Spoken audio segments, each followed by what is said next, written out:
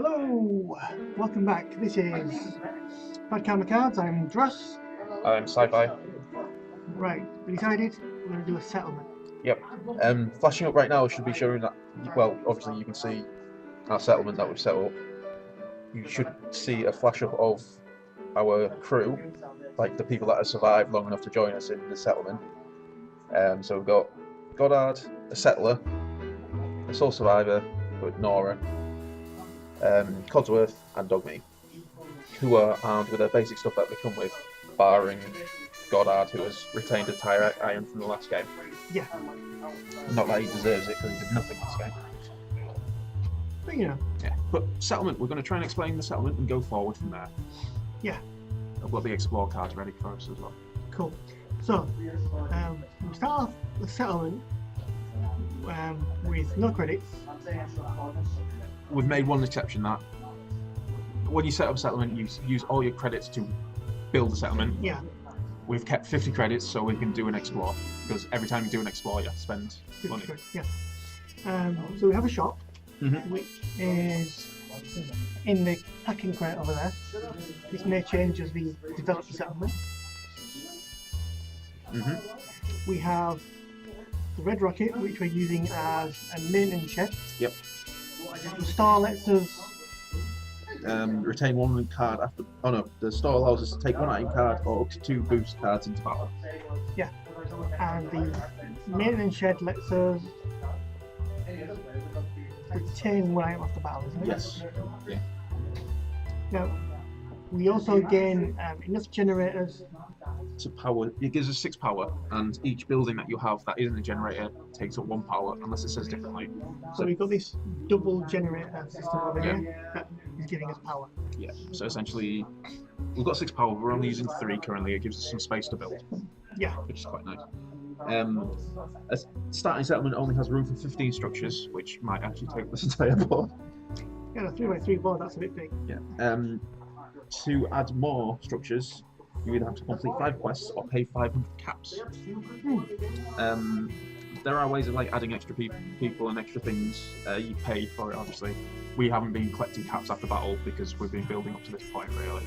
Yeah, we've been. Our cell survivor has just got out of. The deep freeze. Yeah. Staggered out, found copper. Essentially, the sole survivor actually should be going from sole survivor up to. From day 1 to sole survivor. Yeah. Yeah. Which I've only just noticed in the rulebook actually as well. So she's no longer a sole survivor. She's sole survivor upgraded. Which, ooh, yeah, she's actually a lot better. Let's have a quick look. She's still only got the 10mm critical. Survivors enter the battlefield with him. Sorry, I'm just having a quick read. That's right. Okay. So essentially, what you do is when you first start off, you have the build phase, which we've already done by building the settlement. When you come back after a mission, normally you do this phase and build extra, but we haven't got any credits really to do that with. No. The next one is the draw phase, which allows you to draw items depending on things. So essentially, because we've got the radio shack and we've got 50 credits, we're going to send somebody on an explore, which will allow us to draw an explore card. You then select cards from the pools that you generate from the draw phase, which will, in our first phase won't be a massive amount. No. You then make sure the common units and equipment are ready. You select your scenario and you build force to that scenario. Pretty much, we are going to be playing it a little bit more RPG, so we've got this little crew that we've built up, and they're going to keep going with us. Yeah. We'll try and we will try and like balance it out with the actual forces that we're fighting against. Yeah. So we've pretty much explained what we're going to do. Once we add structures, we'll explain what they do. I'll flash up as well what they do, hopefully. So we've built onto the draw phase. So what we have is a listening post. So we pay 50 caps, which is all we have. And this is the listening post. We're going to use the tower and the rocket as an RTO type radio tower. Randy Orton. No. No. Oh, choking now. So you pay 50 caps. The cost of sending a team out to draw and resolve one exploration card. Unlike most structures, a listening post can be used multiple times, but a player must pay the cost for each use. A listening post requires 1 power regardless of how many times it is used.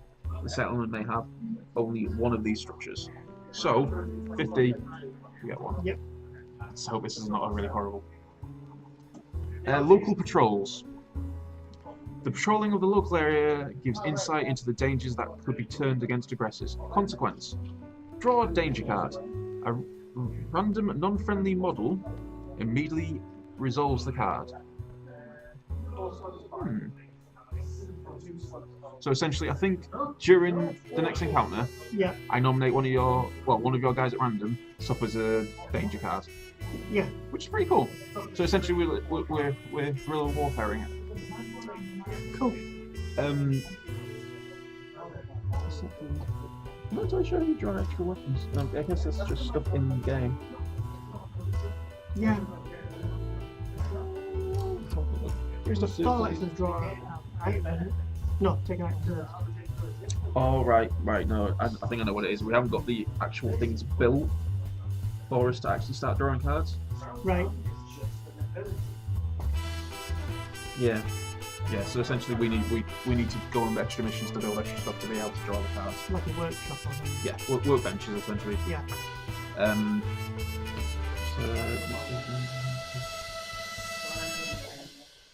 Yeah, essentially we need to build. We also need to build things like armor shops, weapon shops.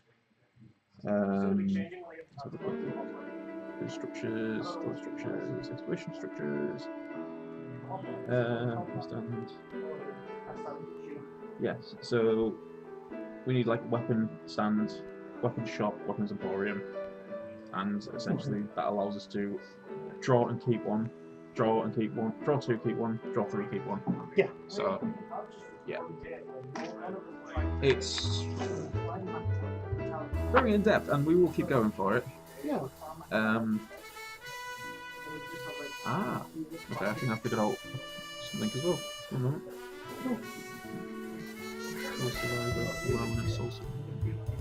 Okay. Right. I've been looking on the card trying to figure out where it tells you what their starting weapon is, but it's actually on their AI card that tells you what weapons are, so I've figured that out now. So let's have a quick look. Settler with assault rifle, so she's fine. Goddard. He's modelled with a laser pistol, but he doesn't start with a laser pistol. What does he start with? A baseball bat. Right. So ours is a little. I'll exchange that tire iron for a baseball bat, and he's retained the laser pistol from the last battle. Yeah. Soul Survivor. This one starts with a hunting rifle. Okay. So that's interesting. Codsworth mishanded, yeah. So I'm going to do it. Dog meat start with anything? Just the dog bite. Just the dog bite. The scout one I think starts with something different, but I think it's the bandana, doesn't it? that'll be cool. If we did. Codsworth, dog meat scout. No, he just starts with dog bite. Alright. So I think you have to actually find the. Just find a bandana for you then. Yeah, dog bite. Yeah. So that's one or two things we just learned there.